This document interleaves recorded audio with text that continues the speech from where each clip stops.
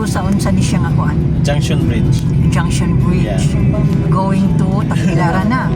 Ato mo na sa kuan ma'am, murag I know, we're kidding. Asa ba? Siargao. Siargao, oh, I heard. Hindi ba dito nagtatagpo ang mga abang? Hindi ma'am. Dito para mga bystanders pag gabi. Akala ko dito nagtatagpuan nila. Siargao pala. Akala ko si Kihor yun, no? Siargao. Siargao pala. Sunrise Bridge, Siargao. Sunset Bridge. Surfing capital. We're going to Sanctuary. Now we're riding here para Andiyan ang card ID. walking down there sa Treasure Sanctuary. Ayan. Hindi ko na lang yung mahaba-habain kasi maubusan ako ng Pakaya sounds. So, makuhaan ako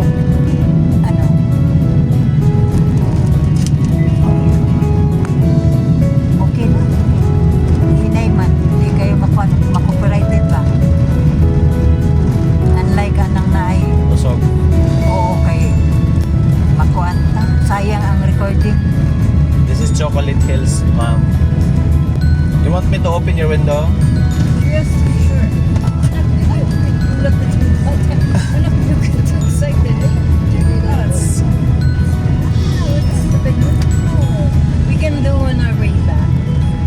Yes. And then, At least doon sa side na yun.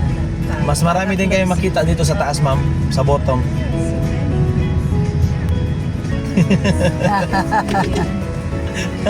My friend.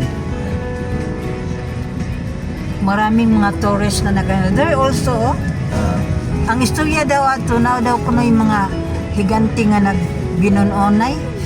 Di ba? That's the according to the legend ha. Mga kwentong di ba? Yeah. Anak na kung number ni Kuya, no? Ay, kay Baba. Sa tagal-tagal ko na din dito. Hula na ako pero at my age, 62 years old. Doon nakabalik ako dito.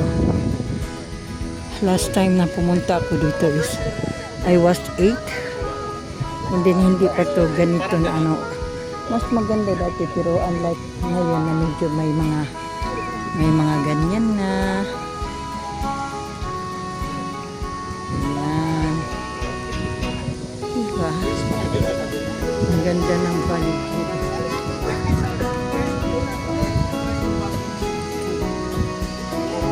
Hindi man naging maganda yung araw ngayon. Pero as I've said, kahit na anong mangyari, magiging thankful ka din ako kasi kumbaga nakapunta ako dito dahil nga nilibre nila ako eh. So, ganun pa man. Kahit pa sabihin parang hindi muna kami magkakilala today. Pero okay ra. What's your problema? I'll leave it all to the Lord. Okay ra gyud ko. So, need kong bilangin kung ano ilang steps. 1, 2, 3, 4, 5, 6, 7, 8, 9, 10, 11, 12, 13.